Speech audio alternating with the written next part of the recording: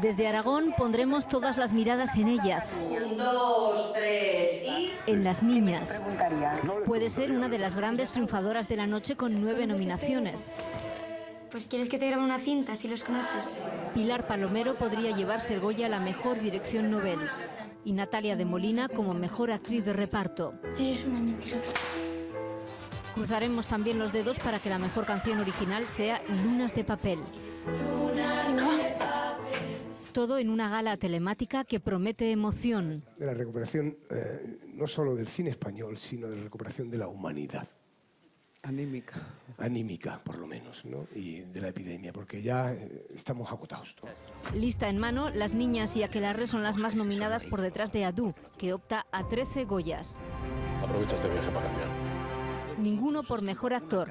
Esa estatuilla se la puede llevar David Verdaguer por su papel protagonista en Uno para todos, rodada en Caspe. Venga, que si no, no íbamos a ningún sitio. Venga, venga. Y cuando llegue el turno del mejor cortometraje de ficción, sería una alegría escuchar que se lo lleva, gastos incluidos, del zaragozano Javier Macipe.